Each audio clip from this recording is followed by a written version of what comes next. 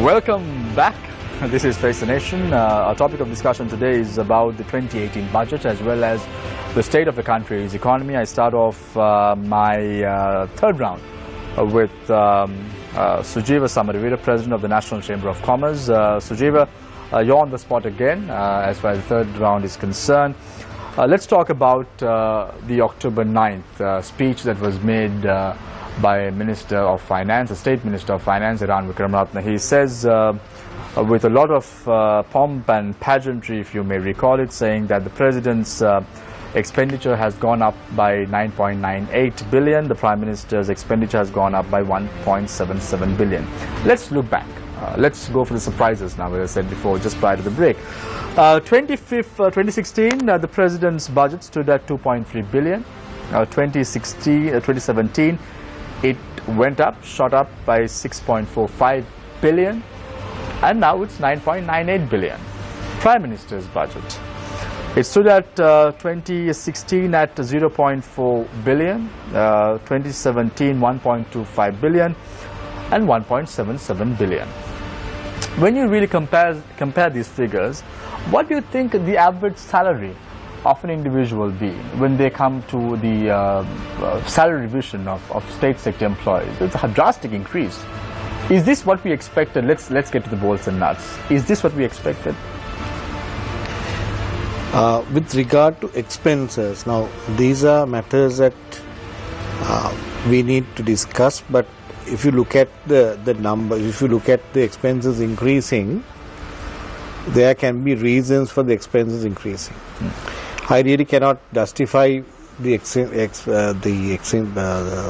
increases in the rates and the prices, but actually there can be reasons behind the costs that they are incurring for certain aspects. Maybe, I mean, example, maybe for security, maybe for their foreign travel, maybe for promotions. There can be issues like that, but I don't know the real insight to discuss about the budget. No, but Sujiva, let's put all that aside. Put all that aside. Yeah. Let's talk not about numbers now. Yes. Let's talk about why this government was elected to power. 2015, they said that the expenditure was high. The President himself made a very bold statement saying, I'm cutting down my costs drastically. It's only going to stand at 2.3 billion. The Prime Minister goes out and says, it's 0.4 billion. Look at my cost. I'm just surviving with 400 million. Is that a reflection of what we're seeing today? 9.98 billion from 2.3 billion, from 0.4 billion, 1.77 billion. What's happening? Who are they trying to fool? I mean, costs are going up. That's why I told you I can't really comment on. Okay, let's not talk about. Okay, you're saying you can't comment. Okay, compared to what the increase has been, how much do you think an average person in the state sector should get? Their costs have also gone up. You can't buy a coconut for less than $100 today. Yes. So how do you think this should be boiled down to the state sector employees who's watching this program today? Obviously, this argument of politicians getting more and the government servants getting less and the private sector getting more is happening, which is inevitable, and then this has been happening for decades. And whereas the politicians are concerned, they have also their share saying that their expenses are high because they must look after the community, the social aspects of all the communities and all that. At the same time, the government servant is saying your salary scales are low compared to the private sector. But if you look at the private sector and the government sector now, I think there is not much difference between the government sector salaries and the private sector salaries. I think the government sector salaries are going around 40,000 average, starting from 30,000. Private sector also at the same level, unless there is the higher bracket, which is very much higher, which I want to say, compared to a secretary to a ministry to a CEO of a company, there is a big difference. But if you look at the middle level salaries, I think far of course the same, but of course you have the other perks like a vehicle and fuel and all that. So that's the difference that you're looking at. But if you look at the salary structures as such, that is the situation. But if you look at the government sector, your working times are from 5 to 4:30, and then you have a limited number of hours. But the private sector, there is no limit of working, but there is more involvement, and also the management style is different. So if you compare the salary structures, yes, we see a big difference happening there. I also agree that the politicians are demanding more and which had to be curtailed to a certain extent. I think the present government is also taking some steps to curtail it. But as you said, the costs have gone up, but I don't know for what reason. But do you think that curtailing is from 2.3 billion to increase to 9.98 billion? Yeah, but I actually don't know the reasons for that, why it is increasing. Maybe for security reasons, maybe for promotions, I don't know. But I also believe that there should be a mechanism to cut down the costs of the government. And I know certain areas they are looking at very seriously and cutting down cost of duplication, things like that. But I fully agree that there should be certain rationale of increasing costs from the last year to this year with regard to political, kind of costs. That is not government costs, but if you look at the politicians, their vehicles, their salaries, their allowances, yes, we have a big question mark there. But on their hand, they also have their own grievances to face on. But if you also take it beyond a little bit of point here, because if you look at the economy here, only what we are talking here, if you look at the outstation people, if you look at the budget, they are only interested in how much they've got, how much benefits or what is coming to their hand. But maybe in the areas like Colombo, Galle, maybe Kandy, the business people are looking at more difference in the budget. They are looking at more policy statements, they are looking at more incentives towards the developing of this business. Now, this is where we have to really be careful of, the politicians are more careful of how much you want to give the general public and trying to sort of pacify them for various reasons, maybe elections and things like that, but foregoing some of the policies that we need to have. Now, this is a chicken and egg situation for any politician in power, which is common. I think for the last 20 years I have seen this happening. So how do we educate the general public also, and this kind of programs also can educate them as to see, not only looking at your benefits, because if you look at Sri Lanka, we are lucky to have free medical services, we are lucky to have free education services. Those are assets and those are benefits that we are getting. We meet an accident, nobody is set on the road. We take them to hospital, we treat them because we know the government is there to look out. Even for us, I know even top people who have enough money have been getting cancer treatment from hospitals because government is funding those. We should not forget that. But at the same time, there are two segments of this. That is how a common man looks at the budget vis-a-vis how a business person looks at the budget. So is it business friendly? 2017 budget, was it business friendly? 2017 budget, we had some directions. We had directions, but we didn't have a tangible sort of benefit towards us coming towards it. Is that direction reflecting right today after 10 months? To a certain extent, we are getting a direction, but we have not got tangible monetary results from that direction. What is the point of having a direction and not having tangible results? I'm trying to figure out. I think it will take some time. You can't, because if you look at the previous situations, we know that we had lots of issues regarding debt, and we knew what the country was going through at that time.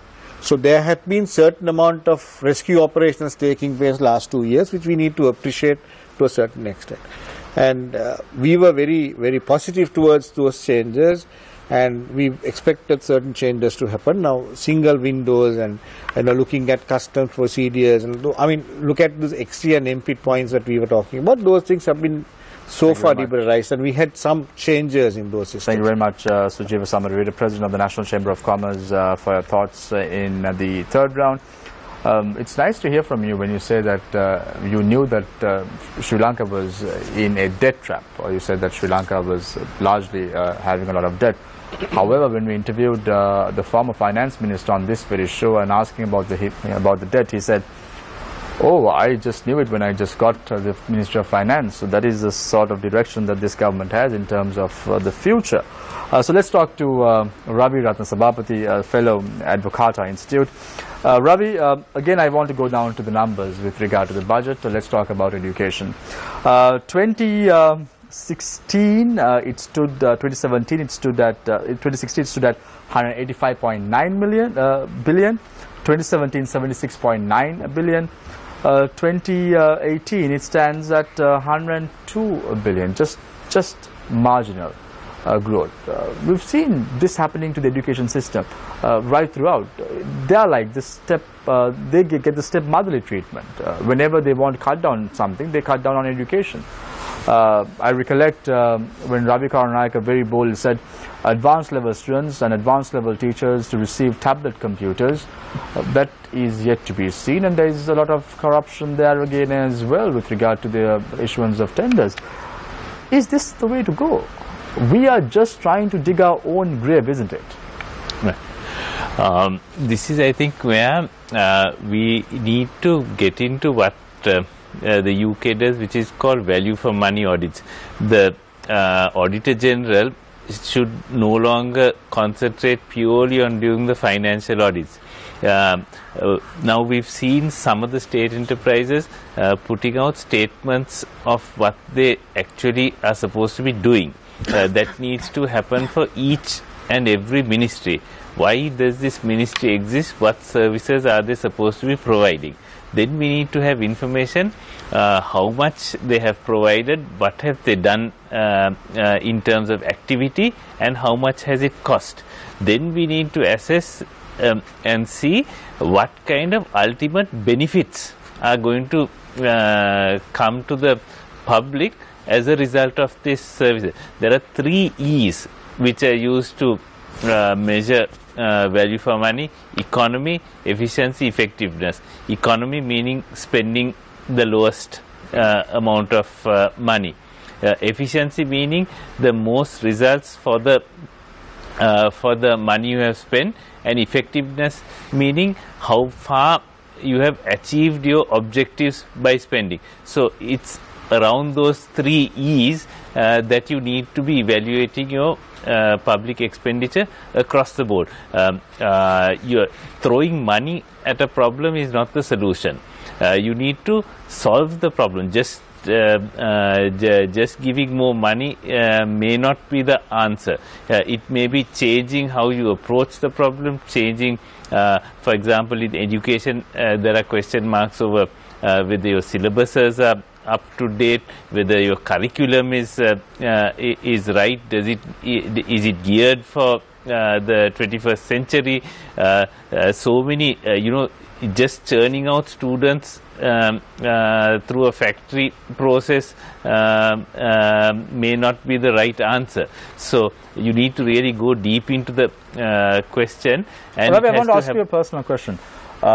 Did you study in Sri Lanka? Yes. Tell me the school that you went to. I'm giving you an opportunity. Yeah. Tell me the school that you went to. No, I pretend I went to school with Ramal. Yeah. So where did Ramal school? Yeah.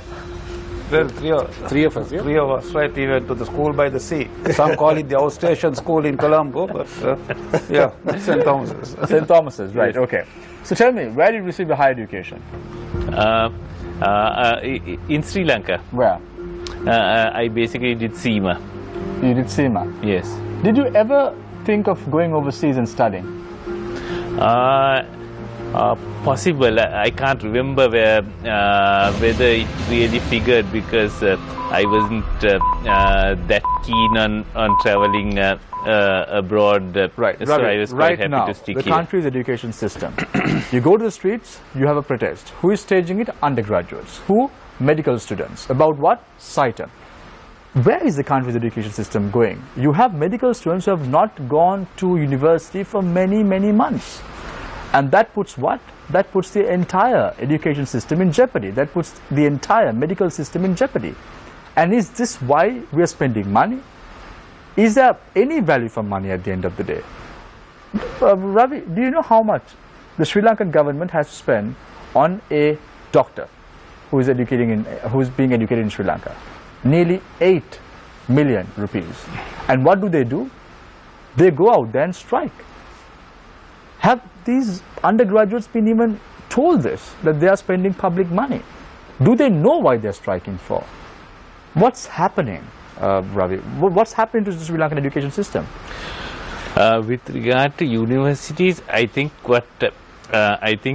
overseas what generally happens is political activity is allowed on universities, but nothing is allowed to disrupt campus life. You can't interrupt the lectures. You can't disrupt there, Ravi. I think this Time magazine has a whole article on violence erupting in American universities again over Trump, right? Yeah. So I think they have learned something from us, really. Thank you very much, Ravi, for your thoughts. In the third round, you said something very interesting. You said that we need to do a value for money audit.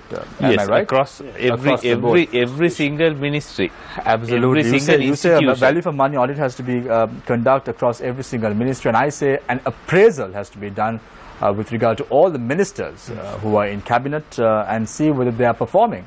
And if they are non-performers, you know the answer, as Trump always says, fire them. I now move my attention to Rama Jasingh, President of the National Chamber of Exporters. Rama, things look very bleak right now. That's the truth. You had, first of all, the economic growth of the country stood at 5, now it's 4, then it was 4.5, and now it's 4%. What's happening? You know, you have people. I asked a very simple question today. I was out having a chat with a friend, and I asked him, what do you think about the country's economy? And he gave me a surprising answer. He said, Shamir, I'm trying to figure out who voted for this government now. There seems to be no owner at all. What's happening? The time starts now. I think one of the main issues here is skills development. Now, we have been as a chamber trying to fight the cause of the three-wheel driver. Now, you take a youth of 21. I mean, he drops out of school probably after his O-levels or whatever. His parents invest in a three-wheeler, and the guy makes 5,000 rupees a month. A day, sorry. A day. And then what else do you expect from him? And of course, he's got excess cash at that age, and then it leads to other social problems. Now, this is something that we've been taking up quite seriously with the authorities concerned, and also with the former finance minister when he came to address the chamber on how do you solve it. Now, the solution is not to ban three-wheelers, right? The solution is your vocational training, and this is part of a budget proposal where you have a fund for skills development, so that we exporters, if we are into some specialized sort of export, to develop our industries, because this goes hand in hand with the manufacturing sector. Now, the danger with these FTAs, and that we are quite paranoid about, is that if you open up, then what happens to our manufacturing sector? Now, many years ago, I started my life as a quality control at a local battery manufacturer, Laksapana Batteries, right? And we had real pride in, competing with Union Carbide at the time being a... But that whole thing died, right? My career started in the chemical industry and in manufacturing. But we are with the manufacturing, because export manufacturing is going to be so important for the sustainability of the economy and to employ these youth. Because entrepreneurship has gone through another extreme. Whereas, okay, you have youth with all the gizmos, what have you, right? And okay, that's fair enough, because that's aspiration. But then how do you put them into a sustainable trade or profession, and probably even onto entrepreneurship that is sustainable? Okay, once this three-wheel driver, say, does it for 5 years, then what? So I think skills development is one of the main areas of concern, and I think that goes back to the question you posed to Ravi on education. Now, I think the three of us, okay, I had the opportunity to lecture in the university system. And on lecturing, one of the questions I ask, I have been in the three main universities, Jadanapura for the longest time, Kelaniya and Colombo. So all those, and I used to lecture to the final years. And all they want to do at that time is just get the qualification and go. Then the next question I ask is, how many of you would like to go abroad? And believe me, everybody put their hand up. So I said, come on. So what they say is lack of opportunity, but if they go there, they probably will take a very menial job and struggle and get to where they want to, but they see opportunity there. So I think our electorate should recognize the fact of the strength we have in youth. What is our literacy rate? I think we say it's 98%. Right? 99. And we have a very good knowledge in English. And as Subhashini said, I think FDIs can be attracted for that very fact. And I think at one time FDIs came in for that, BPOs came in for that. And I think if we market ourselves well enough, develop the skills, and I think that is the root of our problems, rather than going into populist demands and pandering to the desires of some of the youth or misguided youth. I think we need to have programs, so that has to go through a system of maybe organizations, maybe NGOs, and of course government help, and maybe the education system as a whole. Yeah, that's the Rama, you said something interesting about opportunity. I want to again go back a few months when I was in New York again, and I spoke to a Sri Lankan national who was serving coffee in this well-established institute called Dunkin' Donuts. I spoke to him and said, so I presume that you don't have any formal education in Sri Lanka. He said, Shamir, I have a master's degree in finance and accounting from the Monash University in Malaysia. Then I asked him, what are you doing serving coffee? And then he said the exact thing, no opportunity available for qualified people in Sri Lanka, and they make much more money working in a coffee house in the US. Why isn't it the ministry is responsible giving direction to the youth of the country? Well, let's be fair there, right? I mean, okay, it was that guy's choice to go out there and serve coffee, but with a master's, I would at least try to start my own enterprise. And I think we had the wherewithal for that. So, okay, the government can take it to a particular spot, but I think it's maybe even the education system that does not train you to take risk. And I think, can I also add something to what Ramal is saying? Actually, our education system is building up academic per se, but we don't develop character. We need to develop character and attitude. That's why the Singapore universities are doing at the moment.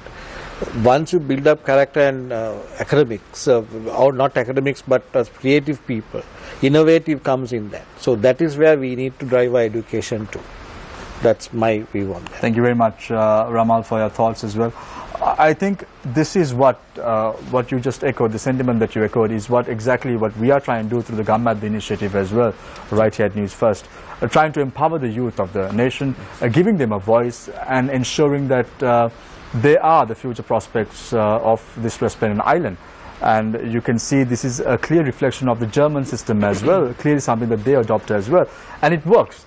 And I must tell you, Ramal, my group director at News First just messaged me and said that we are with you. And if you have a plan for the future prospects of this nation, and if you think that you can give an opportunity, our doors are open for you. Thank you. We will Let support me just add, because, okay, as you know, I come from the insurance industry. Now, that's where you see a youth. Now, in the past, when you failed everything and failed all the job interviews, you become an insurance agent. So, since, I mean, for the last 25 or 30 years, the industry has tried to professionalize, and they succeeded in professionalizing them. And today you see young people getting into an honest course of work, because now insurance agents need to be licensed. And I mean, they develop a career, and you find some guy who started off as a basic agent, now going into his academic and professional qualifications. So, I mean, there was sort of path. Now, that is one area. Same thing could be done for agriculture, same thing could be done for manufacturing. So what we need is a skills development fund, probably given by the government for these, so that each of us could probably train the youth. Thank you very much, Ramal. As I said before, our doors are always open. Thank you. You have the idea, we'll nurture it, we'll take it to the next level, and that is a promise. Thank you. I now move to Subhashini Abesing, a research director of Veta Research. Subhashini, I want to go back to the year 1990. I want to go back to the Bangladesh story. Bangladesh exports stood at 1.7 billion in the year 1990 compared to US dollars 2 billion in Sri Lanka. Again, we had a growth. However, in 2011, the Bangladesh exports stood at 24 billion against 10 billion in Sri Lanka in the year 2011. And that has been improving as far as Bangladesh is concerned, and we are sliding back. Why? Is it because they knew where to invest? The government helped them to find export avenues, ensure that they opened up the doors for their local investors, to their local manufacturers, or Sri Lanka has got the mix completely wrong? Actually, the Bangladesh story has several aspects to it. One is also the international developments, especially Bangladesh's main export is apparel. and apparel is largely exported to United States and the European Union. And at one time, until 2005, Bangladesh had restrictions to export to United States and other places because of an existing quota system. That quota system benefited countries like Sri Lanka, which had higher labor costs, higher manufacturing costs compared to Bangladesh, because US buyers were forced to buy from even Sri Lanka because of quota limits imposed on each country. And really liberalizing that, removing that quota system in 2005 greatly benefited countries like Bangladesh, because Bangladesh has a large pool of labor that is low cost compared to Sri Lanka, that is actually struggling with labor shortages and higher labor costs. So that actually gave an immense boost to Bangladesh exports compared to Sri Lankan apparel, who had to really restructure their strategy altogether and move up the ladder into more high-end niche markets. And in reality, Bangladesh's, around 80% of Bangladesh's exports is in apparel, and a large number of Sri Lankan manufacturers have invested in apparel simply because the labor there is far more, cost is far less compared to Sri Lanka, and finding labor is far more easier. Let's talk about China's story right now. In the last 1 year alone, 47,000 companies open up in the Chinese free trade zone. Why? And why can't the world think like China? China is, we're talking about China, which is the, although it's a developing country, it's the world's second largest economy next to United States. It had over 3 decades, over about 2 decades of economic growth over 10%. It is the largest exporter in the world, and it is the second largest importer in the world. So, and the sheer magnitude of Chinese economy is of course not comparable to a country like Sri Lanka. And the Chinese system of political system and its strategy is entirely different, which cannot be actually followed by a country like Sri Lanka, which has an entirely different political structure. Can we at least learn a lesson or two from China? Yes, few of the, of course not a lesson or two, several lessons. So even basically tackling corruption, right? So China is one of the few countries that have actually put several leading politicians behind bars on allegations of corruption. Sri Lanka, in that sense, is really, to this date, actually take into court and take action against people who are accused of high levels of I'm going to ask you a corruption. tricky question. In 2015, prior to this government coming into play and taking office, they said that they will arrest those who have been corrupt and ensure that there is good governance in the country. Do you think that this government has got entangled in their words right now? And what happened now? They have a former governor of the central bank who has been accused of a bond scam. You have the former minister of finance who resigned because he's entangled in the same bond scam in question. You had one minister resigning, being removed from his portfolio, who was the former minister or strongman of the UNP. You had another minister who resigned and took up office again in another portfolio, who is now the Minister of Foreign Affairs in Sri Lanka. Do you think the government has got trapped in their own words? Actually, more than the economics, I feel this is where the government has lost credibility and confidence among the people, because actually more than the economic concerns, one of the critical things that brought this government to power is good governance and the need to arrest corruption, nepotism, and failure to deliver that after almost 3 years being in government is one of the biggest setbacks for the people who voted for the government. Thank you very much, Subhashini. But before I open the floor for questions, one very quick question. You can answer it or you can say pass. So I give you that opportunity here. You said there are going to be 3 elections and 1 referendum based on your thinking. Let's say the next election, do you think the government will gain power?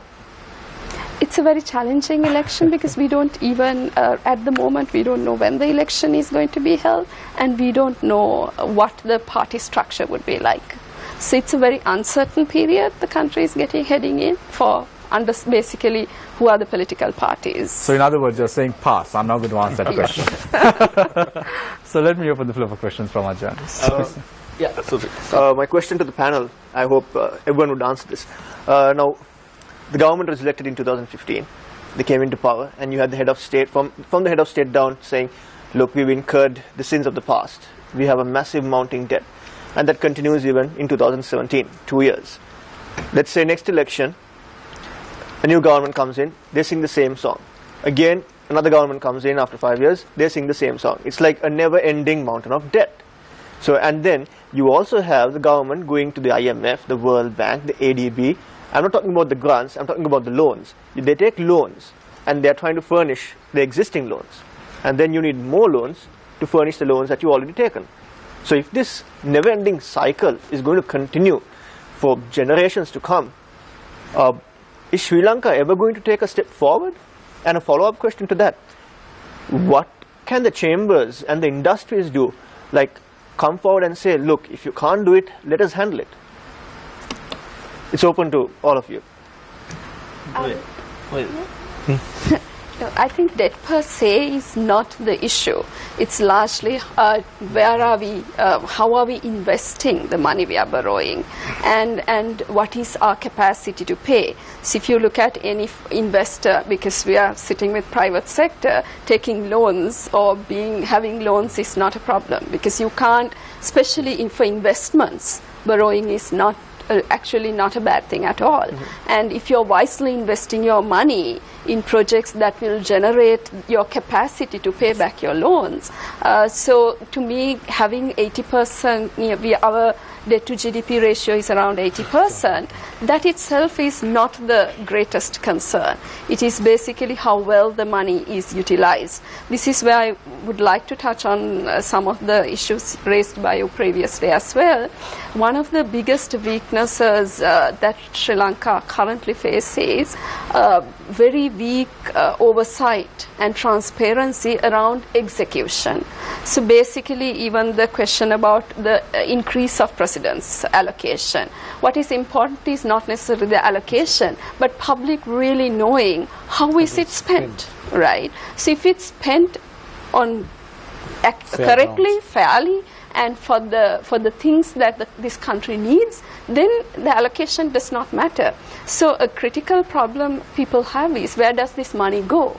And after the budget is passed, what happens to the budget promises? Where is the transparency and information? So one of the initiatives that Verite Research took, because we felt that lack of oversight, lack of accountability, and lack of transparency around implementation of government policies is one of the key factors that allows the governments to behave as they do and come every month, every year, like you said, and give a large number of promises that may never be kept. And then the people come next year and look forward to the next year's budget without really knowing what happened to the previous year's budget.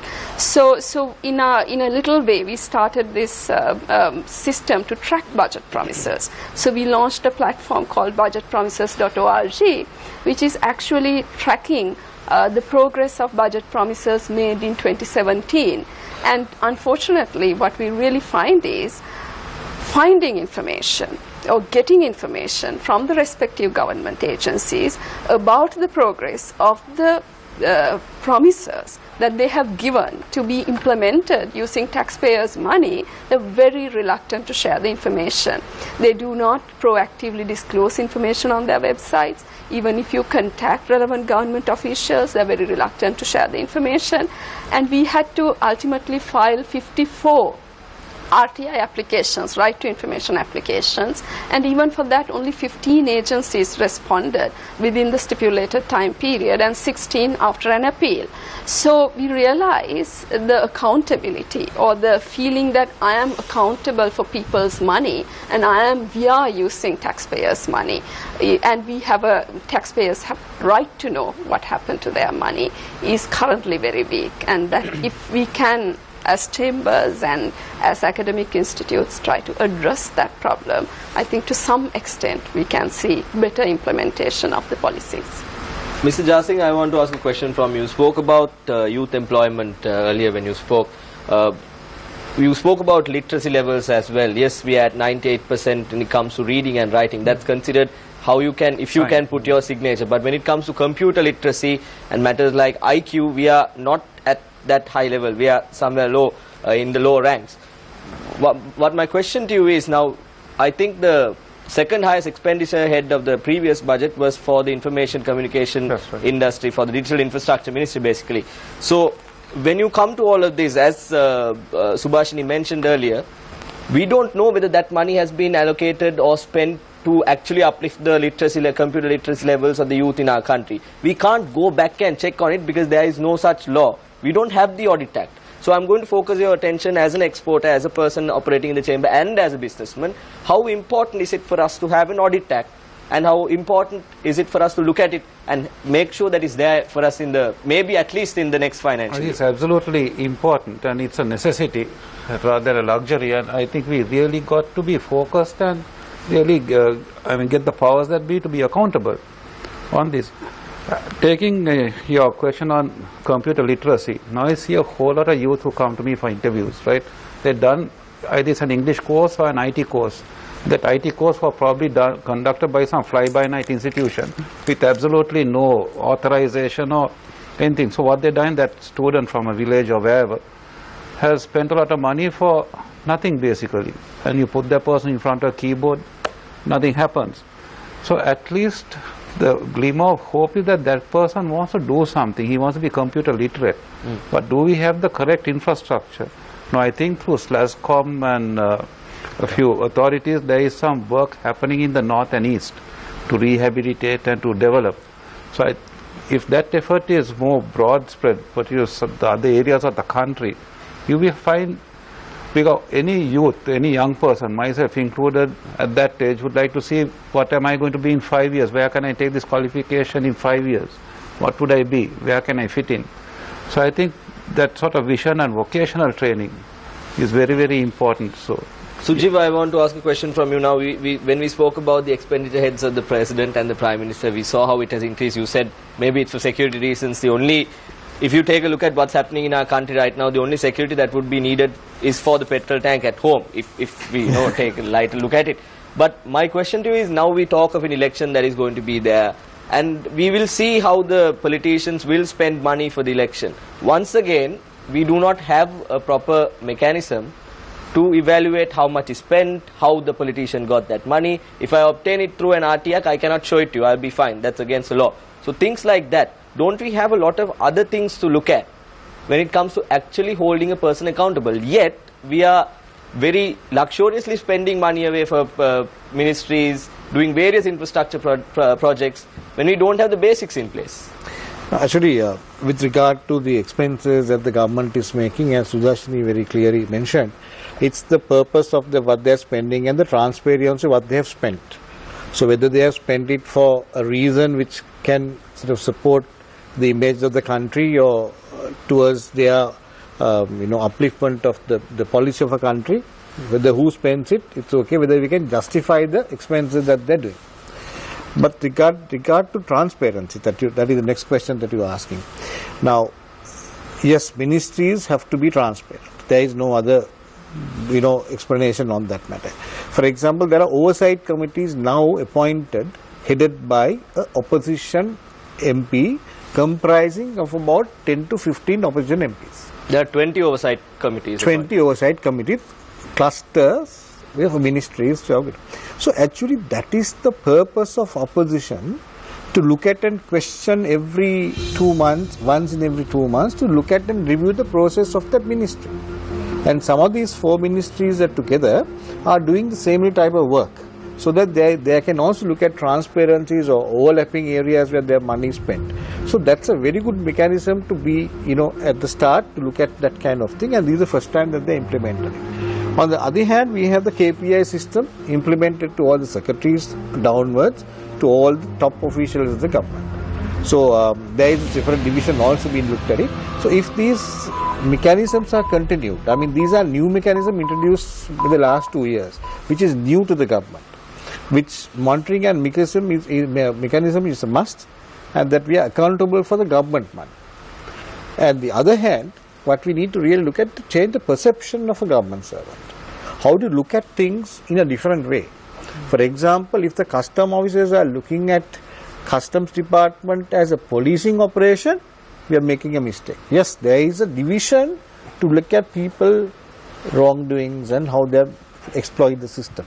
But as a whole, the government, the customs department should look at it as a more friendlier atmosphere, to make it more to look at developing the trade between those countries or within the people, not as a policing operation. There should be a certain amount of help given by the customs department to the business people to operate in that particular kind of environment. If you look at the border agencies, that is also an important area, where because we are looking at different perceptions from these government officials. They don't understand the nature of the business. They don't understand what a FDI is for them. They don't understand what an exit or entry point of a country. It's sometimes pathetic to see some of these officials, how they sort of sit in those places when we arrive in a country. We know in other countries how they treat us. No, some countries don't do it and we criticize them. But that is not what we want as people of this country. We always treat people with a smile. So from that point onwards, if you want to develop business, develop FDIs, we need to take this perception in a different format. Government officials should not think that the business people are there to exploit the country or to make money by illicit means.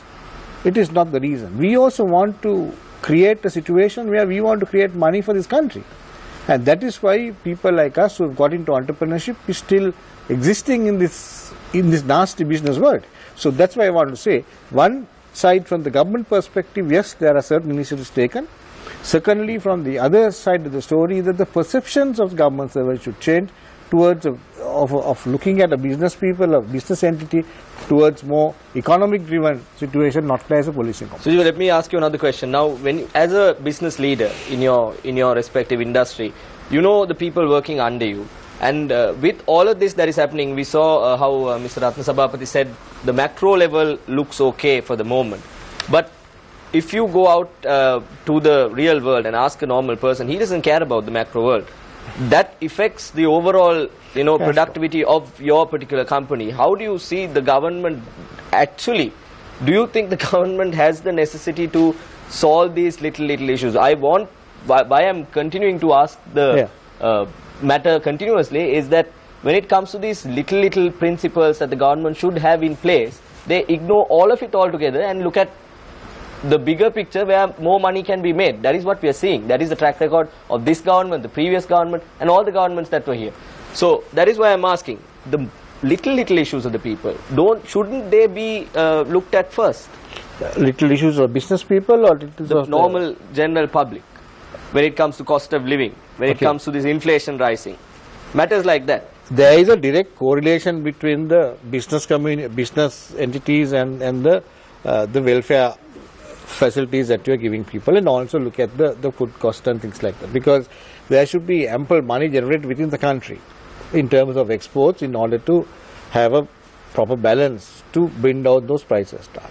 Now the tax new revision also brings certain benefits to the private sector. Also there is a need with these deficiencies that we have to increase the tax structure in order to complete these situations. If you look at the power sector, again we are subsidizing the people. We are looking at the top business ranks to pay at 59 rupees a unit, to be subsidized for a less than 90 unit user at 21 rupees. So if you look at all that, there is a subsidization factor which is taking place today. It's not that the government is totally not looking at it, but at the same time the world market prices also going up. And I mean, if you look at I'm not trying to say the government is doing the right thing, but you must also look at the atmosphere which is created now at the moment. If you look at the coconut industry, huge droughts and huge rains are taking place. So obviously the crop was down. And if you can't, the other reason is if you try to import, there will be huge cry and shout from the manufacturers here, why you are going to import. So then there is a situation there as well. But yes, they have to look at it. If Sudhashini says 4 elections in the future, If you don't look at that aspect, you have no chance of them coming up. So I don't think they are neglecting it purposefully, but they are trapped in this economic jargon where they could sort of... Mr. Jasing, a quick question to you. Since just a second. I think when you started off sometime back, somebody asked whether there's a plan A or plan B, or that there's contingency plan. From what you're saying, Sujeeva, I think now look, we've had cycles of power cuts and we've had cycles of crop failures. It's about time that we put our intellectual heads together, right? And probably had the plan B. I mean, these are inevitable. Sorry. Mr. Jasing, what I want to ask you is, now when you take a look at all of these issues that we have been discussing, the main thing the government or the previous finance minister had to say was, look at the amount of corporate tax files we have, look at the amount of companies we have, this is the amount that has paid and this is the amount that has not paid. But that's not the reality. When it comes to taxation, yes, be it indirect or direct, the government absorbs the amount they need to. People, all of us here, pay the taxes indirectly or directly, however it may be. But once again, the public services, if you go onto the road, public transportation, is it there? If you go home, open your shower, do we have the water? There are power cuts happening, things like that. Once again, back to the previous place, principle matters, little things that the government should do, not done. And they look at the bigger picture again. What is happening? I think, is it the bigger picture, is it firefighting? I think that's the question to ask. Like, okay, on one hand you have very populistic sort of patch-up solutions. So I think that is where the root cause is. I mean, do we have, growing up long time back, one of the surest things you had was the bus route, whether it was a late night show or going for a class, you had the CTB that ran pretty efficiently for its time, right? Of course, with the privatization of buses, much later, I wonder how many travel by bus, right? Of course, the transport sector has already evolved. But there was this school of thought, I think where Ravi and I did our MBA together, it was taught that you have the certain services still run by the government. If you remember, Ravi, I think there was one lecturer who was pretty passionate about that. And then you let the services run. But instead I feel today where the government should be just a watchdog, right, at least a regulator, and make sure that things run in some order. Because again, free market does not mean free for all. Ravi, you wanted to add something on that? Basically, coming back to really focus on your priorities. Don't try to do everything and anything. Set a list of priorities and try to do those properly, rather than trying to do everything and not succeed at anything. Mr. Ramal, I like the way how you pointed at Shamir when you said, look, when you're old, the olden days, and pointed at Shamir. But I want to ask a question from Sujeeva. Yeah. Very short answer if you can. How important is it for the state sector employees and the politicians to pay the taxes? Important, because I think at a certain level, when you go to a certain threshold, yes, there should be a tax imposed. That I think it should be done, because if it is for the private sector, it's happening. So let's look at that. I mean, I would say it's fair, because otherwise it's not fair, because employee everywhere, and then the cost of living is common to everybody. So at a certain level, yes, a threshold can happen, and then a tax can be imposed. Taxes should not be discriminatory. You should not dash. And when politicians and government servants are subject to tax and have to file returns, they understand the same issues that others go through. So everybody needs to be treated the same. Ravi, I want to put a question to you on what you said about giving priorities of what the government should implement. Now, if you take a look, over in the rural areas, farmers, and with regard to taxation, with these taxes and all this debt that's mounting, farmers are finding it difficult to sometimes pay the loans that they have taken. Sometimes it's just 5,000 rupees that they have taken to cultivate their fields, and then next day, sadly, we have to report it that the farmer commits suicide, hangs himself, or then you find the family consuming poison, and the family of four is dead. So where are the government priorities? Shouldn't the government first consider the very own people who are feeding this country? The government needs to focus on inflation, controlling the cost of living, making sure that the environment is right to attract new investment, to create new jobs, the money that people earn through the through work should go as far as possible, which is where inflation is important. Those are the things that they should be doing, basically creating jobs and ensuring that the value, the purchasing power of their money remains. So Ravi, you're saying in other words that the government has got its priorities wrong, because inflation stands at 8.6% and then a price of a coconut stands at over 100 rupees. I think the coconut is just unfortunate because of some of the freak weather that we've had. Inflation has been picking up partly because of the tax increases to stabilize the government budget. But I think with the new central bank governor they're holding, I think, monetary policy quite tight. Hopefully they will keep it in line in future. Ravi, just a couple of months back, that is in February, the governor of the central bank, Dr. Indrajit Kumaraswamy, was very optimistic about the $1.2 billion that we were supposed to get from the Chinese on the Hambantota port deal. Now there is talk about that money has not yet come, and is it so? I'm not familiar with the details of the port deal. Unfortunately, I didn't go into it. It was quite controversial. As a matter of principle, I think the port wasn't earning any revenue. Cancelling the debt in return and giving it to the Chinese, in principle, is a good. It was probably the only workable idea. As to the numbers, I'm not unfortunately very familiar. We have a budget every year. And you are quite well aware of that, right? Yes, we have a budget every year. But why is it that every 2 to 3 months later, we see tax revisions taking place, like the VAT, which came to play mid-year? Yes. Why is that? Is it poor economic management that has to be that should be blamed, or is the government trying to cover that aspect until the budget is over and then bring out the new revisions later on? Ideally, you should not see ad hoc tax revision. But they do it. Because of bad planning. I think Verite had done some research. Their expenditure planning has been rather bad in the past. They need to have better forecasts of their expenditure. They need to plan better. Ideally, you shouldn't see interim tax changes ad hoc from time to time. It should be it needs to fall into your revenue, and your spending needs to be more coherently managed. Thank you very much, gentlemen, for your thoughts. In the first, second, third and fourth rounds, we go in for a very quick commercial break, and when we come back, it's a final round. The state of the country's economy and 2018 budget. Is it going to make you rich? Stay connected. Stay with Face the Nation. Can I just run to the... Welcome back to the final round, a minute each for the speakers. We need to quickly finish. We are running out of time.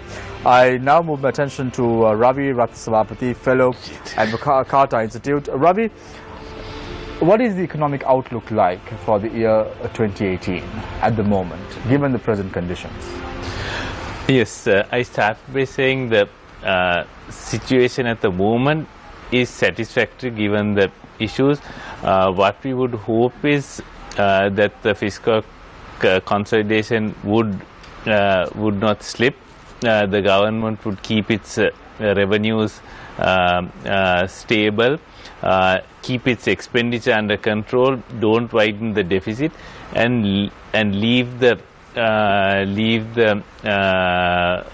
macroeconomic situation stable, so that investment confidence will build and investment will take place. Cut the red tape, facilitate investment for and allow the growth to take place. Thank you very much, Ravi Ratnasavapati, Fellow at the Calcutta Institute. I now move my attention to Sujiva Samarivira, President of the National Chamber of Commerce. Sujiva, is there any silver lining for us as far as Sri Lanka is concerned? The year 2018, would the budget at least make people rich? Because you said 2017, there was direction, but there was nothing tangible. But would we see anything tangible as far as 2018 is concerned? I mean, I wouldn't expect direct welfare facilities as a businessman, which is not my prime objective. But as a chamber, as a business entity, what you look at is two different things. One thing is on the SME development. We are looking at a lot on developing the middle and the medium scale, small scale business people, which we think that will drive the economy of this country. The three areas that they are lacking is, one thing is collateral in getting the businesses done, the funding. Second thing is in the technology, and the third thing is marketing. So we are willing to support them in the marketing aspect. Technology apps is also, we are looking at some of the donors to support, but we would look at some banks, especially we are suggesting the government to have an independent bank to support the SMEs and look at the collaterals in a different way to see that how we could support them, to especially startups. That's very important in the area. So that is one area that we are looking at. Second thing is the FDIs, which is more importantly, and look at a more conducive environment in the Sri Lankan context for them to come in freely. Thank you very much, Sujiva Samarira, President of the National Chamber of Commerce. Subhashini Abhirsingh, Research Director of Verite Research. Subhashini, right to the point. Are we bankrupt? Can we make ends meet in the year 2018? Your time starts now. Yes, I don't think we are bankrupt at all. So actually, Verite Research does not take the stance that debt is the biggest obstacle this country is facing. We are of the view that 80% of debt to GDP ratio per se is not the biggest evil this country is facing. So going forward, what is really important is, like I totally agree with the previous speaker about keeping our fiscal consolidation, the effort to boost revenue and manage the fiscal deficit on the right track. And also what is very important is improving the systems to enhance accountability and efficiency going forward. And those are not very politically sensitive topics. People would like to see their government being more efficient and being more transparent and accountable, and that will actually be a win for the government as well in going forward. Thank you very much, Subhashini Abhirsingh, Research Director of Verite Research. I close the show tonight with Ramal Jasingh, President of the National Chamber of Exporters. Ramal, does the government need a magic wand, or does it need a proper economic policy and direction to steer the country to the next stage? Your time starts now. Definitely it's not a wand, and it is a policy, and a consistent policy at that. And I am optimistic that at least the steps have been taken towards a national export strategy and also a branding strategy, and that things are moving in the right direction. Just that as an export, we would like to see the anti-dumping laws and the other right laws that would support our SMEs, and we speak from the same page when it comes to SME development. The existing of Exim Bank or Development Bank to develop our exports, and also the facilities, particularly in terms of R&D and innovation and support in terms of skills development. I think that is very, very important, and make a conducive environment. Now we have given 28 proposals which have been well structured, and I must add we had the support of 2 officials from the Finance Ministry as to how exactly to focus and present these proposals. So I am fairly confident that those proposals will be taken on board. Thank you very much, Ramal Jasingh, President of the National Chamber of Exporters. Thank you very much, Ravi Ratnasabapati, Fellow Advocata Institute, for joining us this evening. Thank you very much, Sujiva Samarira, President of the National Chamber of Commerce, for joining us this evening. Thank you very much, Subhashini Abhirsingh, Research Director of Verite Research. It's quite surprising that you know even better than the minister in charge that how many elections are going to take place in Sri Lanka. So bravo for that, Subhashini. Good work on that. And also Ramal Jasingh, President of the National Chamber of Exporters. Ramal, you said that the former finance minister addressed the National Chamber of Exporters. I believe did you all take him seriously? You don't have to answer. Well, at that time, yes. At that time, yes. Thank you very much, Ramal, for your thoughts as well. Thank you very much, Chaturanga. Thank you very much, Zulfiq, for joining us this evening tonight on Face the Nation. I leave you tonight with a quote, as I always do. The budget is not just a collection of numbers. It is an expression of our values and the aspirations of Sri Lankans. Don't forget that. And that is a message for the government. Take care and good night.